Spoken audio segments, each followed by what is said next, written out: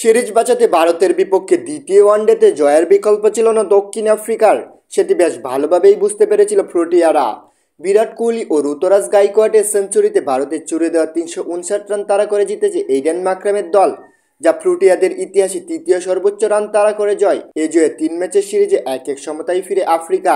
রায়পুরে প্রথমে ব্যাট করতে নেমে নির্ধারিত ৫০ ওভারে ৫ উইকেট হারিয়ে ৩৫৮ রান করে ভারত। জবাব দিতে নেমে ৪ বল ও ৪ উইকেট হাতে রেখে লক্ষ্যে পৌঁছে যায় প্রোটিয়ারা। এদিন জবাব দিতে নেমে শুরুটা ভালো হয়নি দক্ষিণ আফ্রিকার।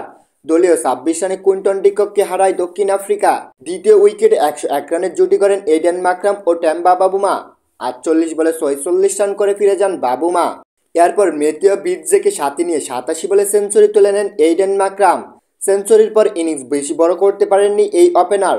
৯৮ বলে ১১০ রান করে ফিরে যান হার্ষিদ রানার বলে। ইনিংসে ছিল ১০টি ৪ ও ৪টি ছয়। দেওলাত ব্রেভিজকে সঙ্গে নিয়ে প্রোটিয়াদের জয়ের পথে রাখেন ব্রিজে। ৪৯ বলে তুলে নেন হাফ সেঞ্চুরি। অপর প্রান্তে ব্রেভিজও দ্রুত রান তুলতে থাকেন। ৩৩ বলে তুলে নেন হাফ সেঞ্চুরি। তবে এর পরের বলে ৫৪ রানে ফিরে যান ব্রেভিজ। এরপর সহজ ম্যাচকে কঠিন করে তুলেন প্রোটিয়ারা। ব্রিজে আউট হলে ৩১৯ রানে পঞ্চম উইকেটের পতন হয়। এরপর দ্রুত আউট হন ইয়ানসেন। ১১ বলে ১৭ রান করে রিটায়ার্ড হয়ে মাঠ ছাড়েন টনি ডি জর্জি। বিপদ বাড়তে দেননি করবিন বস ও কেশব মহারাজ। বস ১৫ বলে ২৬ রানে অপরাজিত ছিলেন। মহারাজ ১৪ বলে ১০ রানে অপর প্রান্তে অপরাজিত থেকে জয় নিয়ে মাঠ ছাড়েন।